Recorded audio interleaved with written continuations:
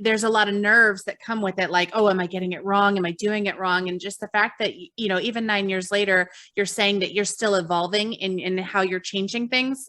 I love that. I think that's fantastic, because I think one of the problems that I've seen is that some people, they'll try to start doing systems and processes, and then they feel locked in. They feel like, okay, well, I said I have to do it this way, so I have to do it this way. And so being able to adapt and change, it's brilliant. I absolutely love that. So I kind of feel like whenever it comes to having these things, you shouldn't wait until you have a few episodes in the hopper. You should go ahead and like immediately start acting on these things. Why do you think you should implement systems and processes from the very beginning? Time. Yes. Like, that's what every podcaster, entrepreneur, human being wants more of, is time. And systems are going to help you get that time. Otherwise, you're going to be continuing to spin your wheels, and again, being up late on a Sunday night trying to get your episode ready for Monday. Like, nobody wants to do that.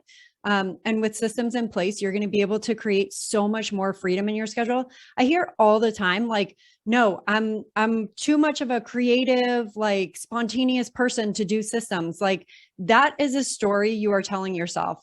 I'm all about being creative and spontaneous, and my systems allow me to do that.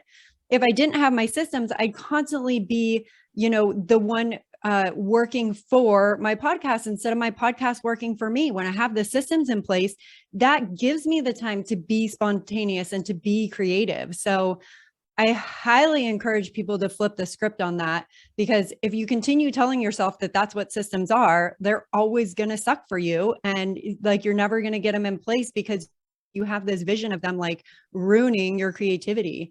I agree with that completely, because it's kind of like, instead of giving up control, you're getting it back. And that's what too many people don't seem to realize, because I'll tell you right now, if I didn't have this script in front of me, I would have forgotten some of the questions already. There you go. So, I mean, in fact, I actually took your idea of creating like a script template just so that I could make sure, okay, these are the things I really want to ask. These are the things I want to say, and if time's permitting, and things like that. And it's funny to me though, that, yeah, you're right. Some people, like, they kind of butt heads with that idea, but that's what always leads to pod fading, is they try to do it without a system. And then next thing you know, they are up, like you said, a Sunday, and they have to release on Monday. And then they're like, okay, maybe this sucks. Maybe I should just quit. Yes, absolutely. Because at that point it becomes not fun. Yeah. It's like, oh, your TPS reports are due and it's Monday morning.